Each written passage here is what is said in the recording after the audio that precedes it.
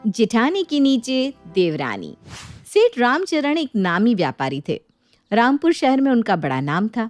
सेठ रामचरण का एक ही बेटा था जिसका नाम था भैरव प्रसाद। जहां सेठ रामचरण सीधे सादे सरल स्वभाव के थे, वहीं उनका बेटा भैरव प्रसाद बचपन से ही तेज तर्रार और चालाकियों में सबसे आगे रहने वाला बालक था। भैरव प्रसाद जब 10 साल का हुआ तो रामचरण जी के यहाँ एक और बालक का जन्म हुआ, जिसका नाम उन्होंने रखा लक्ष्मण प्रसाद। लक्ष्मण प्रसाद में अपने पिता की ही तरह ईमानदारी और सरलता भरी हुई थी। धीरे धीरे समय बीतने लगा और दोनों बालक बड़े होने लगे। भैरव प्रसाद अब एक 23 साल का नौजवान हो गया था, जबकि छोटा भाई लक्ष्मण प्रसाद अभी सिर्फ 13 साल का एक अबोध बालक था। एक दिन, पिताजी, कब तक आप गल्ले पर बैठकर सारी जिम्मेदारी अकेले ही उठाते रहेंगे? मेरी सलाह मानिए तो अब आप घर में बैठकर आराम करिए और दुकान की सारी जिम्मेदारी मेरे ऊपर छोड़ दीजिए। अरे बेटा, ये व्यापार है। जितनी तेजी से फूलता फलता है ना, उतनी ही तेजी से नीचे भी आ जाता है। बेटा, मैंने सारी जिंदगी बिताई है इस व्यापार में। इसकी रग रग से वाकिफ़ हूँ मैं। नफ़ा नुकसान अच्छी तरह समझता हूँ। इसीलिए आज तक व्यापार दिन दोगुनी रात चौगुनी तरक्की कर रहा है। तुम अभी नए नए आए हो, अभी तो तुम्हारी सीखने की उम्र है। अभी से सारा व्यापार अपने हाथों में लेने का विचार अपने मन से त्याग दो। कोई भी विद्या जितने मन से सीखी जाती है ना, इंसान उतना ही निपुण बनता है। पिताजी, क्या आप बिना बात बात पर प्रवचन देना शुरू कर देते हैं? अरे, जब तक आप जिम्मेदारी नहीं सौंपेंगे तो मैं सीखूंगा कैसे? मैंने कहा ना, आप निश्चिंत होकर दुकान की जिम्मेदारी मेरे ऊपर सौंप दीजिए और घर पर बैठकर हरि नाम जपने में अपना समय बिताइए। देखिए, कुछ ही दिनों में मैं कैसे आपकी दुकान को कहाँ से कहाँ पहुँचा देता हूँ। बेटा, तुम्हारी इन्हीं हवाई बातों से मुझे बहुत डर लगा करता है। तुम सीखने में कम ध्यान देते हो। 2 पल में तुम सब कुछ अपनी मुट्ठी में कर लेना चाहते हो। अरे बेटा, मैंने कब मना किया? सब तुम्हारा ही तो है। तुम थोड़ा समय मेरे साथ दुकान पर रहकर बिताओ तो सही। मेरे साथ रहकर व्यापार की बारीकियां समझो। जब मुझे लगेगा कि सब कुछ तुम्हें सौंपने का सही समय आ गया है, तो मैं खुद तुम्हें सब दे दूंगा। पिता रामचरण ने अपनी तरफ से तो बेटे भैरव प्रसाद को समझा दिया था, लेकिन भैरव का स्वभाव ही ऐसा था कि उसे सब कुछ पा लेने की जल्दी थी। कुछ दिनों बाद रामचरण की अच्छी प्रतिष्ठा होने के कारण बेटे भैरव के लिए रिश्ते आने लगते हैं। भैरव के लिए आने वाले रिश्तों में से एक सुंदर और सुशील लड़की को पसंद करके रामचरण उसकी शादी भैरव से करवा देते हैं। शादी के बाद भैरव की पत्नी रेखा कहती है, सुनिए ना, आपके यहाँ इतना रुपया पैसा है, शहर भर में पिताजी के नाम का डंका बजता है। मुझे भी 9 लाख का हार दिलवा दीजिए ना। अरे कहाँ से दिलवा दो तुम्हें 9 लाख का हार? तुम्हारी रोज़ ही कोई ना कोई मांग सामने आ ही जाती है। तुमसे शादी करते समय मैंने सोचा था इतने बड़े घर की बहू बन रही हूँ, सोने से तोल दोगे तुम मुझे। लेकिन क्या फ़ायदा हुआ? यहाँ तो 10 रुपये का चाट भी खाना हो तो पहले तुम्हारे अम्मा बाबूजी से इजाज़त लेनी पड़ती है। अरे छोड़ो ना ये बाबूजी का दामन, अपना कुछ काम क्यों नहीं कर लेते? आप ऐसा करो, कोई नौकरी ढूंढ लो, कम से कम पाई पाई के लिए अम्मा बाबूजी का मुंह तो नहीं देखना पड़ेगा। अरे भाग्यवान, इतनी उतावली क्यों हो रही है? थोड़ा तो सब्र रख। ज़्यादा गर्म खाने से ना मुंह ही जला करता है। पिताजी की करोड़ों की संपत्ति है, तो क्या चाहती है? इसे छोड़कर मैं कोई 10,000 रुपये महीने की नौकरी कर लूँ? अरे चाहे 10,000 ही मिलेंगे, लेकिन कम से कम वो हमारे अपने तो होंगे। उसको खर्च करने से पहले हमें तुम्हारे अम्मा बाबूजी का मुंह तो नहीं ताकना पड़ेगा। छोटी छोटी ज़रूरतों के लिए तुम्हारी अम्मा के आगे हाथ फैलाना मुझे बिल्कुल भी अच्छा नहीं लगता। अरे तू चिंता क्यों करती है? मैंने तुझे कहा ना, बस कुछ दिन की बात है, उसके बाद ये सारा व्यापार मेरा होगा। आए बड़े सारा व्यापार अपने नाम लिखवाने वाले। क्यों, तुम्हारा छोटा भाई तो है ना, व्यापार तो आधा उसे भी मिलेगा या नहीं? सारा व्यापार तुम्हें कैसे मिल जाएगा, बताओ तो ज़रा। अरे छोटा तो अभी 15 साल का बच्चा है, उसे व्यापार की समझ ही कहाँ है। जब तक वो व्यापार संभालने लायक होगा ना, तब तक तो मैं सब कुछ अपनी मुट्ठी में कर चुका हूँगा। क्या बात करते हो जी आप? आपकी सोचने से क्या होता है? आपको क्या लगता है आप कहेंगे और बाबूजी सारा व्यापार आपको दे देंगे? ऐसा कभी नहीं होगा, गलतफहमी में जी रहे हैं आप। बल्कि मुझे तो ऐसा लगता है कि सारी ज़िंदगी आप बाबूजी से ऐसे ही 50-50 रुपए मांगते रह जाओगे। आपके हाथ में बाबूजी अपने जीते जी कुछ नहीं देने वाले।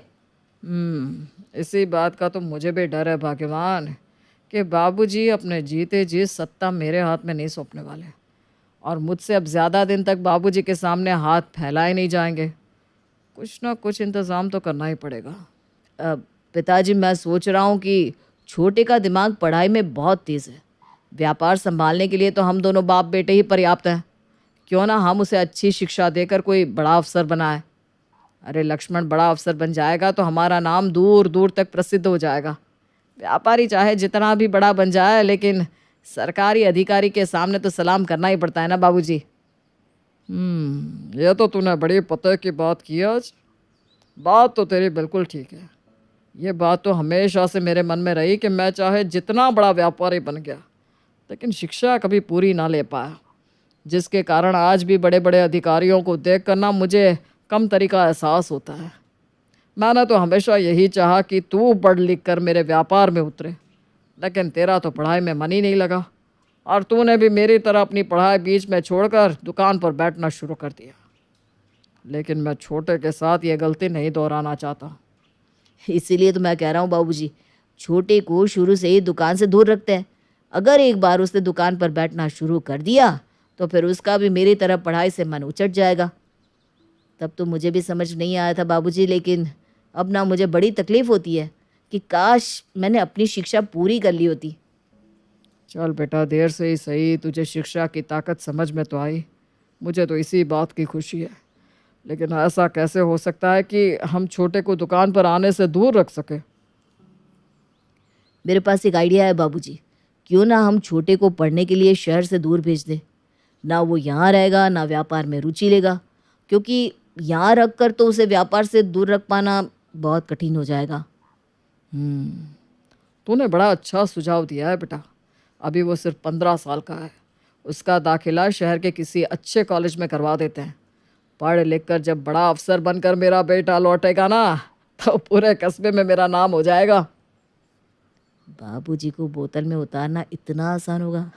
ये तो मैंने कभी सोचा ही नहीं था। बाबूजी तो बड़े भोले निकले, छोटे का नाम सुनते ही मेरी बातों में आ गए। हॉस्टल में रहने के कारण अब लक्ष्मण कम ही घर आता था। धीरे धीरे समय बीतने लगा। लक्ष्मण वहीं शहर के हॉस्टल में ही रम गया। एक दिन, अरे बाबूजी, छोटे के कॉलेज से कुछ कागज़ आए हैं। अपना छोटा इंटर पास कर गया है। आगे कॉलेज में एडमिशन कराने के लिए उन्हें इन कागज़ों पर साइन चाहिए। कल तक ये कागज़ साइन करके छोटे तक पहुंचाने होंगे, तभी उसे अगली कक्षा में एडमिशन मिलेगा। अरे बेटा, लेकिन इसमें तो सब कुछ अंग्रेज़ी में लिखा हुआ है। तुझे तो पता ही है कि ये अंग्रेज़ी में लिखा मैं पढ़कर समझ नहीं पाता। अरे आप चिंता क्यों करते बाबूजी, मैंने सारे कागज़ पढ़ लिए। बस ये एक फॉर्मेलिटी है, आप साइन कर दीजिए। मैं कल ही शहर जाकर छोटे को दे आता हूँ। अपने बेटे पर भरोसा करके रामचरण उन कागज़ों पर दस्तखत कर देते हैं। पिता से कागज़ों पर दस्तखत लेने के बाद, मैंने कहा था ना रेखा, इस बिजनेस पर सिर्फ और सिर्फ मेरा अधिकार होगा। ये देख, कर दिया ना बाबूजी ने साइन।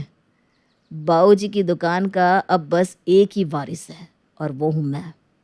अब बस तुम देखती जाओ, धीरे धीरे मैं ये घर और पिताजी की सारी ज़मीन भी अपने नाम करा लूँगा। उधर लक्ष्मण शहर में मन लगाकर अपनी पढ़ाई कर रहा था, और इधर बड़ा भाई भैरव चालाकी से एक एक करके सब कुछ अपने नाम करता जा रहा था। भैरव अब ज़्यादा समय गल्ले पर बिताता और पिता की नज़र बचाकर रुपयों की हेर फेर भी किया करता। बाबूजी, मेरी MBA पूरी हो गई है। मैं चाहता हूँ कि अब मैं आकर आपका व्यापार संभालूँ। आप देखना कैसे मैं आपके व्यापार को आसमान तक ले जाता हूँ। मुझे बहुत खुशी है बेटा कि तूने मेरी बातों की लाज रखकर अपनी पढ़ाई पूरी की। बेटा, अब मैं भी शान से सबको बताऊंगा कि मेरा बिजनेस मेरा होनहार बेटा संभालेगा। अरे पिताजी, दिन रात मेहनत करके इतनी बड़ी डिग्री ली है छोटे ने, क्यों आप इस छोटे से कस्बे में उसे वापस बुलाकर उसकी तरक्की के दरवाजे बंद कर रहे हैं? अरे वो इस व्यापार के लिए बना ही नहीं, उसे आगे बढ़ने दीजिए बाबूजी। हो सकता है कल को विदेश में उसे नौकरी मिल जाए। आपका व्यापार संभालने के लिए मैं तो हूँ ही। बेटा, तेरा भैया ठीक ही कहता है। तू यहाँ छोटे से गांव में कैसे रहेगा?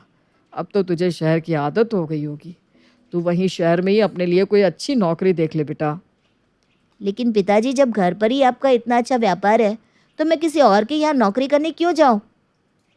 अच्छा, पहले तो हम एक अच्छी सी पढ़ी लिखी सुंदर सुशील लड़की देखकर तेरे हाथ पीले करते थे।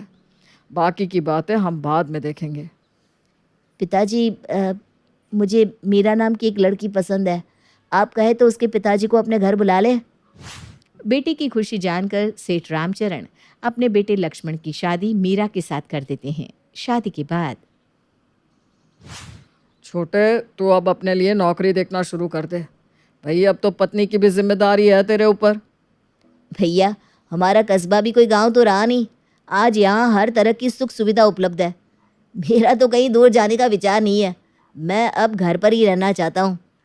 अरे ऐसे कैसे भाई? इतने बड़े कॉलेज में तुझे पढ़ाया लिखाया, नौकरी तो तुझे करनी ही चाहिए। पिता और बड़े भाई के बार बार दबाव देने पर लक्ष्मण एक प्राइवेट कंपनी में नौकरी करने लगता है। कुछ समय बाद लक्ष्मण भी बड़े भाई की तरह 2 बच्चों का पिता बन जाता है। कुछ सालों के बाद एक तरफ भैरव पिता के बिजनेस से हर महीने लाखों रुपए कमा रहा था, वहीं दूसरी ओर पढ़ा लिखा लक्ष्मण महीने के 70,000 में अपना घर चला रहा था। जिठानी रेखा हर समय महारानियों की तरह गहनों में लदी रहती। वहीं छोटी बहू मीरा के पास कुछ गिने चुने ही गहने थे और वो अपने पति की तनख्वाह को देखते हुए बजट में ही अपने खर्चों को व्यवस्थित करती थी। एक ही घर में रहकर भी देवरानी जेठानी के अमीरी गरीबी के अंतर को साफ महसूस किया जा सकता था। पापा देखो ना, ताऊ जी ने मिंटू भैया का जन्मदिन मनाने के लिए कितना बड़ा फार्म हाउस बुक किया है। ताऊ जी हर साल अपने दोनों बच्चों का जन्मदिन कितने धूमधाम से मनाते हैं। उनके लिए तो उनका हर बर्थडे एनिवर्सरी स्पेशल ही होता है। और एक हम लोग हैं, हमारे बर्थडे पर कभी भी कुछ स्पेशल नहीं होता। आप तो हमेशा की तरह उसी छोटे से रेस्टोरेंट में ले जाकर हमारे दोस्तों को डिनर करा देते हो बस। बेटा, हम किसी के साथ बराबरी नहीं कर सकते। आपके पापा जितना कमाते हैं उसी के अकॉर्डिंग सब कुछ मैनेज करना पड़ता है ना। रिंकी ठीक ही तो कह रही है पापा। ताऊ जी दादाजी का बिजनेस संभालते हैं, इसलिए उनके पास इतना पैसा है। आप दादाजी का बिजनेस क्यों नहीं ज्वाइन कर लेते? बेटा, दादाजी कभी नहीं चाहते थे कि मैं उनका बिजनेस ज्वाइन करूं। पापा, ये तो सरासर चीटिंग हुई ना। ताऊ जी दादाजी के बिजनेस से हर महीने लाखों रुपया कमा रहे हैं और आप इस 70,000 रुपये महीने की सैलरी में गुजारा कर रहे हो। माना कि हम लोग भी गरीब नहीं है, लेकिन फिर भी हम ताऊ जी जैसी लग्जरी लाइफ भी तो नहीं जी पा रहे हैं ना। जिन बातों को लक्ष्मण और उसकी पत्नी इग्नोर करना चाहते थे, बढ़ते हुए बच्चे बार बार उन्हीं बातों को लेकर उनके सामने खड़े हो जाते और फिर सवालों की झड़ी लगा देते। खैर, बच्चों का सवाल गलत भी तो नहीं था, फिर भी लक्ष्मण के संस्कार ऐसे थे कि वो अपने पिता को सवालों के कटघरे में नहीं ले जाना चाहता था। एक दिन, देखो पापा, ताऊ जी ने फार्म हाउस खरीदा है और वो लोग बहुत जल्द वहीं शिफ्ट होने वाले हैं। कार्ड तक छप गए हैं। आपको कुछ पता भी है या नहीं? यहाँ हमारे इन 3 कमरों में ढंग से पेंटिंग भी नहीं करा पा रहा हूँ और भैया ने फार्म हाउस खरीद लिया। बस बहुत हो गया। अब मुझे बाबूजी से बात करनी चाहिए।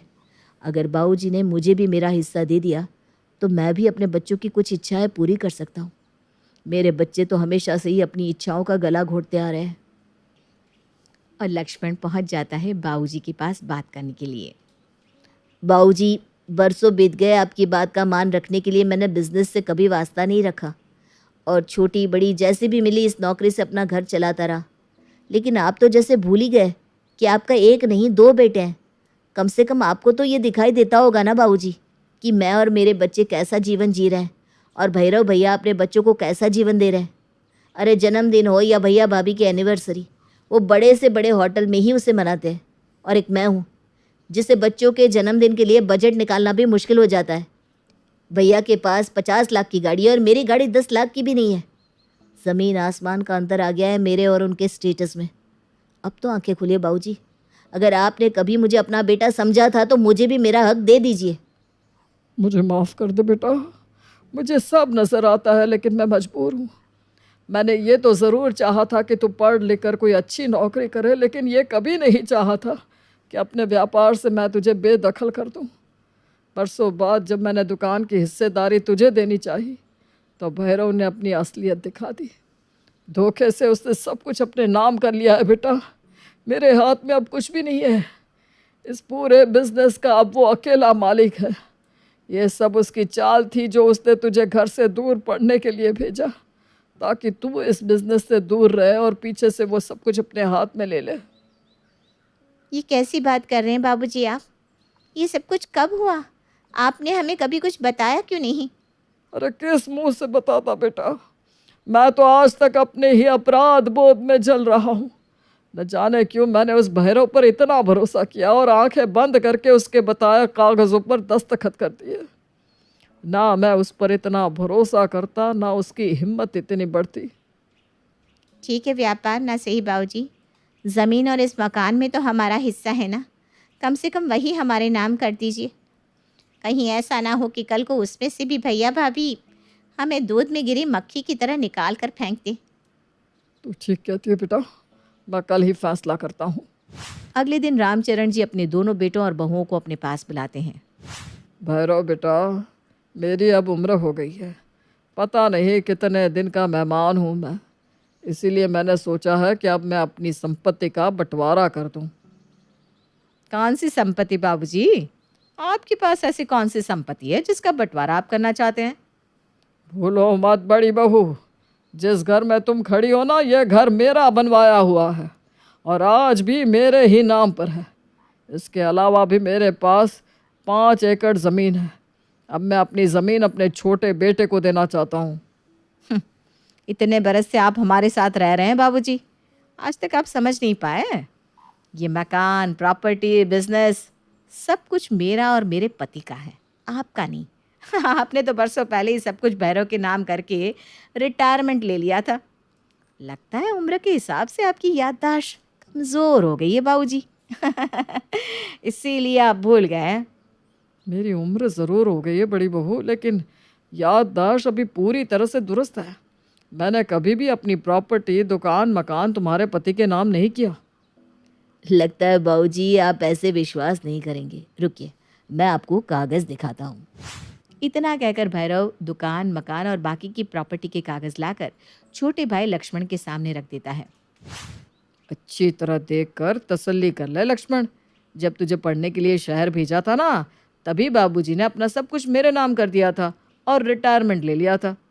अब ये तो मेरा बड़प्पन था कि मैंने इतने महंगे कॉलेज में तुझे पढ़ाया, लिखाया, इतने सालों तक तेरा और बाबूजी का खर्च उठाया, यहाँ तक कि तेरी शादी में भी दिल खोल कर खर्च कर दिया मैंने।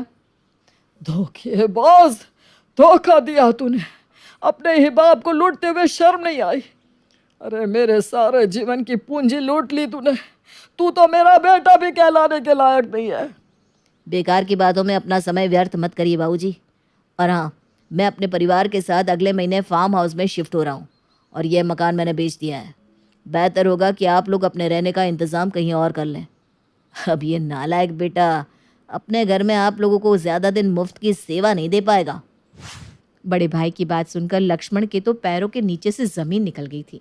वो कभी सोच भी नहीं सकता था कि उसका बड़ा भाई उसके साथ इतना बड़ा धोखा कर सकता है।